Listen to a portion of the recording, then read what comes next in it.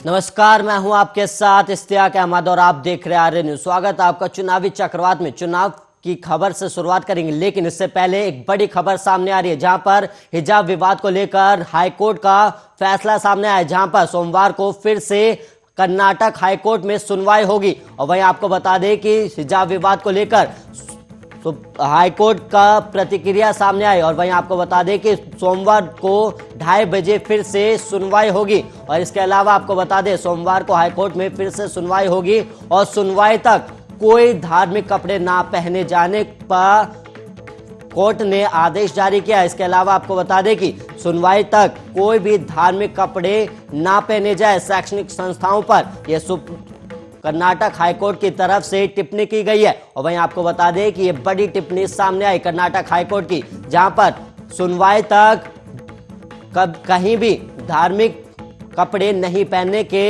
आदेश दिए गए। और वहीं आपको बता दें कि सोमवार को दोबारा इस मामले पर सुनवाई होगी और उसको लेकर कर्नाटक हाईकोर्ट ने तब तक कोई भी धार्मिक कपड़े ना पहनने जाए शैक्षणिक संस्थानों पर यह आदेश दिया है।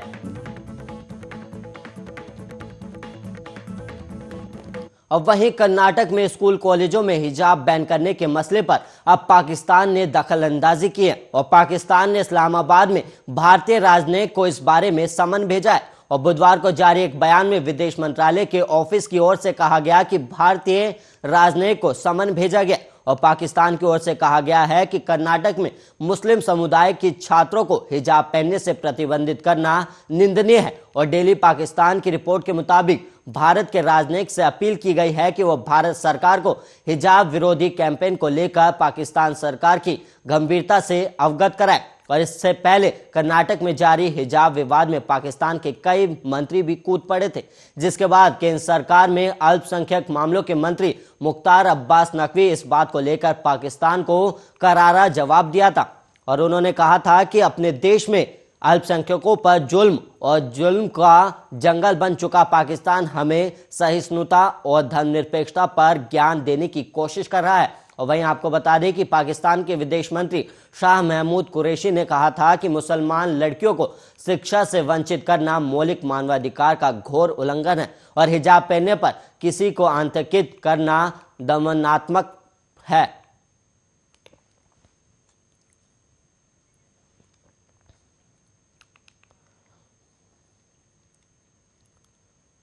और वहीं पीएम मोदी ने यूपी चुनाव के लिए प्रचार के दौरान सहारनपुर में सपा पर जमकर निशाना साधा और वहीं घोर परिवारवादी कहा। और इस पर सपा के मुखिया अखिलेश यादव ने पीएम पर पलटवार किया और कहा कि जिन लोगों के परिवार होते हैं वो उनकी तरह झोला उठाकर भागते नहीं है। और इस वक्त दोनों पार्टियों के बीच तीखी जुबानी जंग भी चल रही है और नेता एक दूसरे पर सियासी हमले कर रहे हैं। और पीएम मोदी ने सहारनपुर में लोगों को संबोधित करते हुए सपा पर जमकर निशाना साधा और मोदी ने कहा कि मैं इन दिनों देख रहा हूं कि कुछ लोग और कुछ घोर परिवारवादी लोग जनता से लगातार खोखले वादे कर रहे हैं और इसलिए इन लोगों के बहकावे में नहीं आइएगा। और मोदी जी ने आगे कहा कि जब कोई बड़े बड़े वादे करता है तो समझ लीजिए कि वो खोखले होंगे और जब इन लोगों को जनता ने मौका दिया तो इन्होंने क्या किया वो आप लोग मत भूलिएगा।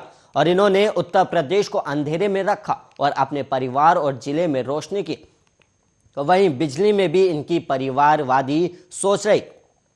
और वहीं पीएम मोदी के बयान पर सपा के अध्यक्ष अखिलेश यादव ने पलटवार किया और कहा, अखिलेश ने आगे कहा कि हमें परिवार होने पर गर्व है और परिवार वाला कोई व्यक्ति झोला लेकर नहीं भागेगा और परिवार को छोड़ेगा भी नहीं। और लॉकडाउन के दौरान अगर पीएम का परिवार होता तो वो अपने घर पहुंचने के लिए मीलों पैदल चलने वाले मजदूरों का दर्द समझते। और अखिलेश लगातार बीजेपी पर निशाना साध रहे हैं और बीजेपी नेताओं के बयानों पर पलटवार भी कर रहे हैं।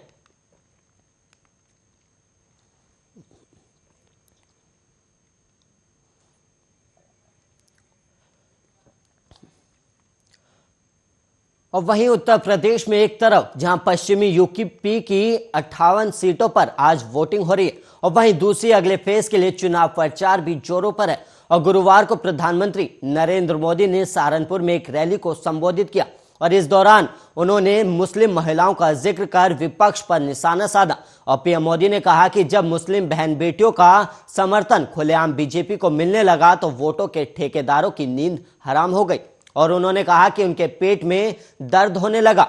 और पीएम मोदी ने आगे कहा कि जब मुस्लिम बहन बेटियों का समर्थन खुलेआम बीजेपी को मिलने लगा, जब मुस्लिम बेटियां एक एक दो दो मिनट के अपने वीडियो डालने लगी और बीजेपी की सरकार की तारीफ करने लगी तो सदियों के बाद इतना बड़ा सम्मान मिला तो इसके लिए गौरव गान करने लगी तो जो कुछ वोटों के ठेकेदार होते हैं उनके नींद खराब हो गई और वो बेचैन से हो गए और अरे हमारी ही बेटी मोदी मोदी करने लग गई है और उनके पेट में दर्द होने लगा।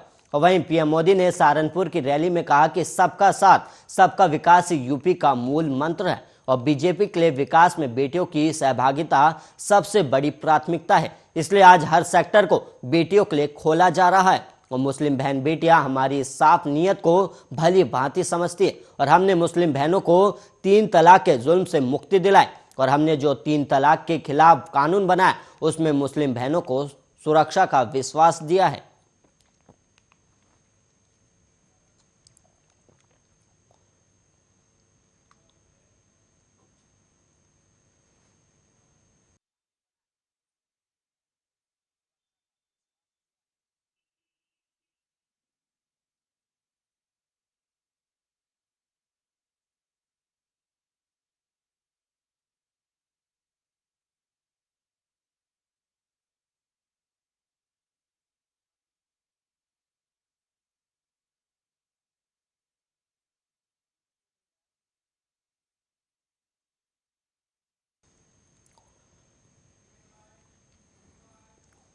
और वहीं यूपी में 11 जिलों में 98 सीटों पर चुनाव हो रहे हैं और वहीं आपको बता दें कि पहले चरण में ये चुनाव हो रहे हैं और इसी सिलसिले में बुलंदशहर की शिकारपुर सीट से हमारे संवाददाता मुकेश आर्य जुड़ गए, वहीं से उन्हीं से जानेंगे कि वहां का चुनावी माहौल कैसा है। मुकेश, कैसा माहौल बना हुआ है वहां पर पोलिंग बूथ पर? जी बिल्कुल बताना चाहूंगा, कल सुबह 7 बजे से यहाँ मतदान शुरू हो गया है जी। और लोग लगातार निरंतर मतदान कर रहे हैं और शासन प्रशासन द्वारा काफी व्यवस्थाएं यहाँ की गई हैं। शासन प्रशासन काफी अलर्ट है मतदान को लेकर और बता दूं जनपद बुलंदशहर में 1515 बूथ बनाए गए हैं। 24 लाख से अधिक मतदाताओं मतदान इस पोलिंग बूथों पर करेंगे और जगह जगह टुकड़ियां लगातार जो पुलिस प्रशासन की हैं और भ्रमण करेंगे, लगातार तत्व पर नजर रखे हुए हैं और हर बूथों पर व्यवस्थाएं लगातार बनाते हुए पुलिस प्रशासन नजर आ रहा है। शांतिपूर्वक अब तक मतदान सभी बूथों पर हुआ है। कई जगह ईवीएम में कुछ परेशानियां आई जिसके चलते लगभग 1 से 1.5 घंटे तक लोगों को वोटिंग करने में परेशानियों का सामना करना पड़ा। मुकेश, क्या शिकारपुर विधानसभा पर भी ईवीएम मशीन खराब होने की सूचना आई थी क्या? जी बताना चाहूंगा, सुबह 7 बजे से लेकर शाम 6 बजे के टाइम अब तक के टाइम शिकारपुर विधानसभा पर ईवीएम खराब होने की कोई सूचना नहीं मिली है। अब तक जनपद बुलंदशहर में 60% लगभग मतदान हो चुका है। मुकेश, आप लगातार ग्राउंड जीरो पर है तो वहां पर आपने लोगों से बातचीत की है तो लोगों ने इस बार चुनाव जो है वो किन मुद्दों पर जाकर वोट दिया है? जैसा कि हम जो हमारी आरएस न्यूज की टीम जो ग्राउंड पर गई और लोगों से जानकारी की तो लोगों का यही कहना है कि हमें जो हमारी परेशानियां हैं, जल भराव की समस्या है और अन्य किसी की वृद्धा पेंशन की समस्या है और विधवा पेंशन की समस्या है, काफी विकास के मुद्दे, सड़कों की समस्या है, जल निकासी की समस्या, काफी अनेक समस्याओं को लोगों ने कहा कि जो हमारी समस्याएं पिछली सरकार में नहीं है, इस बार वो अपना जो वोट उन्होंने जिसे दिया है सरकार को ऐसा प्रत्याशी को चुनेंगे जो उनकी समस्याओं को दूर कर सके और उनके साथ रहे, उनके बीच में रहे, जब वो आवाज दें तब उनके समक्ष उपस्थित हो। मुकेश, जब आप ग्राउंड जीरो पर थे तो लोगों में चुनाव को लेकर कैसा उत्साह था? जी बिल्कुल बताना चाहूंगा, जिस तरह की हमारी टीम ने निरीक्षण किया है और जहाँ तक देखने को मिला है काफी उत्साह है, बुजुर्गों में, महिलाओं में, पुरुषों में देखने को मिला है। काफी उत्साहित जो वृद्धा हैं उन्हें भी जो है उनके जो परिजन है उन्हें पकड़ कर गोद में उठा कर जो है वो मतदान कराने के लिए मतदान केंद्र तक लाया गया और शासन प्रशासन ने भी उन्हें मतदान कराने में काफी सहयोग किया है। जी मुकेश, हमारी जो आर्य न्यूज की जो टीम है वो लगातार हर विधानसभा सीटों पर अपनी कवरेज कर रही है, क्या शिकारपुर विधानसभा सीट पर भी कोई अराजकता तत्व का कोई घटना हुई है क्या? जी बिल्कुल बताना चाहूँगा, शिकारपुर विधानसभा पर अभी तक कोई अराजक घटना सामने नहीं आई है। शासन प्रशासन ने बिल्कुल पैनी नहर बनाए हुए एक ही बूथ पर कई कई टुकड़ियां लगातार लगी हुई हैं और लगातार हर आने वाले जो मतदान करने उनसे लगातार बार बार चेकिंग की जा रही है, उनके आधार प्रूफ देखा रही तो। और लगातार बाहर भी, मतदान के बाहर भी काफी पुलिस बल तैनात है, जो आने जाने वाले लोगों को लगातार जो लग रहा है, जो वैसे लोग हैं जिन पर लग रहा है पक्की निगाह से लगातार चेकिंग भी कर रही है और नसीहत भी दे रही है कि बूथ के जो बेवजह लोग घूम रहे हैं बूथ के आसपास नजर ना आए, ना ही दिखाई दें। जी मुकेश आर्य, आप ग्राउंड जीरो पर हैं, तो वहां पर अधिकारी भी हैं जो चुनाव को संपूर्ण कराने के लिए लगे हुए हैं और सफलतापूर्वक चुनाव हो जाए इसके लिए अधिकारी लगातार प्रयास कर रहे हैं। तो क्या आपकी किसी अधिकारी से बात हुई कि चुनाव कराते समय उन्हें क्या क्या परेशानी आ रही है? बिल्कुल, इस संबंध में जब जिलाधिकारी से वार्ता की गई तो उन्होंने बताया कि बूथों पर लगातार यही की जा रही है। कुछ लोग हैं जो मतलब जो एजाज तत्व में लगातार जो परेशान करने हैं उनके खिलाफ कानूनी कार्रवाई की गई है, उनके खिलाफ शिकंजा भी कसा गया है। तो ऐसा कोई मामला उन्होंने नहीं बताया कि जो उन्हें लगातार परेशानी हो। उनका मानना यही है कि हमारा बस ये एक ही लक्ष्य है कि जनपद बुलंदशहर में शांतिपूर्वक यह जो है चुनाव संपन्न हो।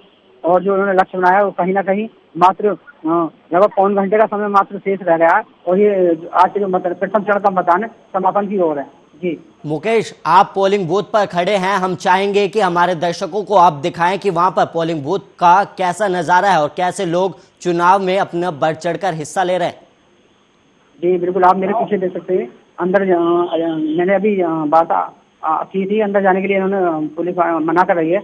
मैं आपको यहीं से दिखा सकता हूँ। तो काफी इस जो बूथ है शिकागो विधानसभा का ये बूथ है, तो इसे ग्रीन पिंक फ्लेवर में सजाया गया है, पिंक गुब्बारे लगाए गए, काफी अच्छी इसकी लोगों को जागरूक करने के उद्देश्य से सजाया। और अंदर गेट पर पुलिसकर्मी खड़े हुए हैं, लगातार आने वाले लोग जो अंदर जा रहे हैं चेकिंग कर रहे हैं, हर तरीके से हिदायत दे रहे हैं। और आप देख सकते हैं कि किस तरीके का माहौल है अंदर, और काफी एक एक दो लोग मतदान शांतिपूर्वक कर रहे हैं। आप इसे यहीं तक इजाजत दिखाने की दी गई है, यहीं से आपको दिखा रहा हूँ।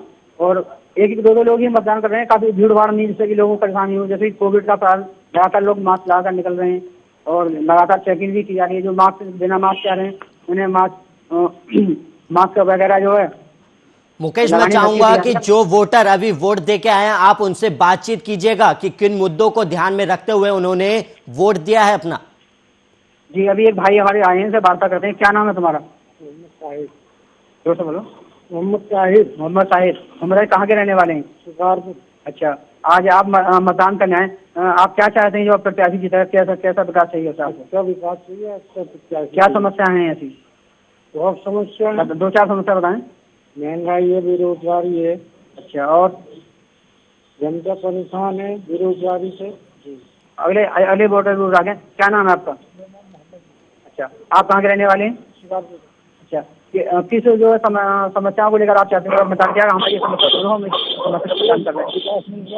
विकास को लेकर, नौकरी के लेकर, बेरोजगारी को लेकर। आपका क्या नाम है?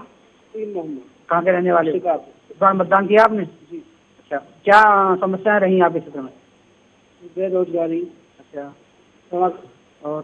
सड़क बेरोजगारी और तुम्हारे विद्यालयों में भी काफी परेशानी, काफी लोगों को काफी परेशानी उठानी पड़ी। महंगाई, नोटबंदी और भी काफी मुद्दे हैं, पढ़ाई लिखाई और भी काफी मुद्दे हैं। इस वजह से जिनका सरकार से नाराज है। चलिए अगले वोटर से बात करते हैं।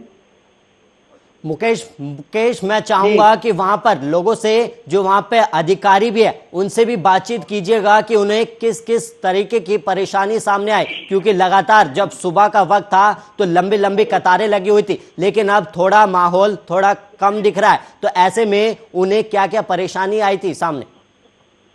जी बिल्कुल, जो हमारे साथ पुलिसकर्मी है उनसे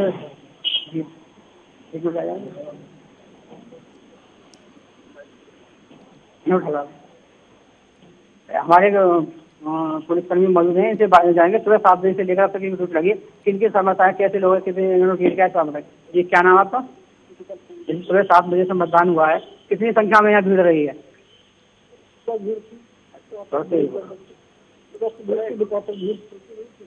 किस तरीके से मेंटेन किया आपने?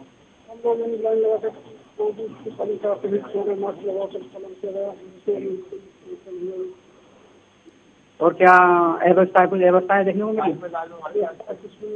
कितने पुलिस वाले हैं?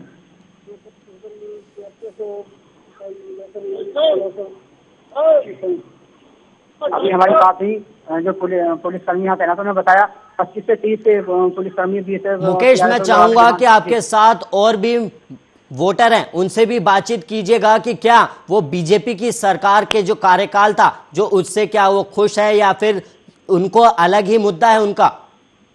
जी, एक हमारे भाई आए हैं, बताने उनसे जानकारी देते हैं। क्या नाम है आपका? मानस। अच्छा, कहाँ के रहने वाले हैं? अच्छा, क्या क्या परेशानी है आपको जब तक बताइए, क्या क्या समस्या आ रही है?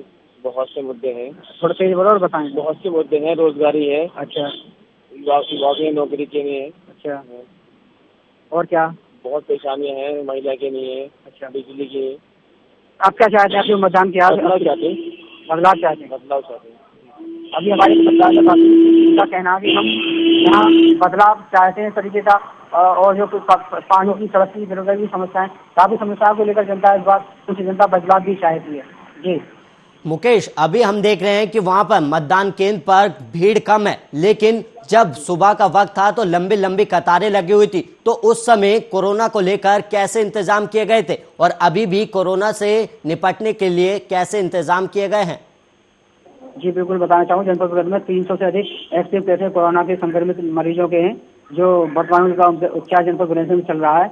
उसको लेकर मास्क जो बूथ है उन पर, मतदान केंद्रों पर मास्कों की व्यवस्था है, लेकिन सैनिटाइजर की कोई व्यवस्था नहीं है। लोग अधिकांश लोग मास्क लगाकर ही मतदान कर रहे हैं। जो जितने भी वहाँ पुलिसकर्मी और अन्य बूथ मुकेश, मैं चाहूंगा कि आपके पीछे वोटर खड़े हैं, उनसे बातचीत करिएगा कि किन मुद्दों को लेकर उन्होंने अपना मत दिया है। जी, क्या नाम आपका? राम सिंह। कहाँ के रहने वाले हो? इस बार जो आपने मतदान किया है, किन मुद्दों को लेकर मतदान किया है? हम तो कर्मचारी, हम इस बात को ना करें। आप कौन सा नाम? क्या नाम है आपका? अब्दुल भाई। कहाँ के रहने वाले हो? अच्छा, आप इस बार जो मतदान किया है आपने, किन मुद्दों को लेकर मतदान किया? कि हमारे जो है, हम जिस प्रकार से जिताएंगे वो हमारी इन मांगों को, इन चीजों को दूर करेगा। क्या ये मुद्दे हैं? क्या विकास चाहते हैं? बहुत चीजें हैं, रोड है, सब चीजें हैं। बताओ ना, पुलिस बताओ, लोग देख रहे हैं। आज तक हमने ये भी देखा 5 साल के अंदर यहाँ पर कभी मनी धर्म आए हो। रोड की बात, बहुत चीजें हैं, ना कोई ऐसा कॉलेज है जिसमें क्या नाम है डिग्री कॉलेज है, डिग्री कॉलेज होना चाहिए सर, क्या जिला में होना चाहिए। क्या नाम है आपका? मेरा नाम नीतीश कुमार वर्मा है। कहाँ के रहने वाले हो? शिकारपुर का रहने वाला है। इस बार जो मतदान किया है आपने, किन मुद्दों को लेकर बताइएगा, हम इसके साथ चुनेंगे और ये मुद्दे होंगे। हमने इस बार इसलिए वो मतदान किया है कि आने वाले जो भी हमारे प्रत्याशी हैं वो आगे विकास करेंगे। क्या क्या विकास? जैसे रोडवेज बस स्टैंड है और सड़कें हैं, बिजली की। मुकेश, मैं चाहूंगा कि आप इनसे ये भी सवाल कीजिएगा कि बीजेपी इस बार का जो यूपी चुनाव है, मुकेश मैं चाहूंगा कि आप इनसे ये भी सवाल कीजिएगा कि बीजेपी इस बार यूपी का चुनाव विकास के मुद्दे पर लड़ रही है, तो क्या इन्होंने यूपी में विकास देखा है या विकास जो किया गया है उससे सहमत है? बिजली की समस्या है, सड़कों की समस्या है। जी, जैसा कि बीजेपी जो है समय जो चुनाव लड़ रही है, हमने अपना विकास कराया है, क्या इस बात से सहमत है आप? हाँ जी, सहमत है। और आप इस समय जो बीजेपी और विकास कराया गया जो है, कहीं ना कहीं दिखा है आपको जहाँ विकास हुआ है हमारे यहाँ पे जैसे तो सड़कों का चौड़ीकरण हुआ है, हाईवे बना, और बिजली की समस्या जो ज्यादा थी वो कम हो चुकी है। ज्यादा अब उतनी समस्या नहीं है, 24 घंटे बिजली आती है हमारे। जी, अभी इन्होंने बताया कि भाजपा सरकार में कहीं ना कहीं विकास हुआ है। कुछ समस्याएं हैं जिनको लेकर ये चाहते हैं कि प्रत्याशी आए और जो समस्या निस्तारण करें। मुकेश, बहुत बहुत धन्यवाद हमारे दर्शकों को और हमें ज्यादा जानकारी देने के लिए कि कैसे चुनावी माहौल बना हुआ है। और वहीं आपको बता दें कि यूपी में पहले चरण की शुरुआत हो चुकी है और करीब 11 जिलों की 98 सीटों पर मतदान हो रहे हैं। और वहीं आपको बता दें कि ये मतदान सुबह 7 बजे से शुरू हुआ और वहीं 6 बजे तक वोटिंग प्रक्रिया जो है वो समाप्त हो जाएगी। और इसी के साथ चुनावी चक्रवात 2022 में अभी के लिए इतना ही। ऐसे ही तमाम खबरों के लिए आप बने रहिए आर्य न्यूज के साथ।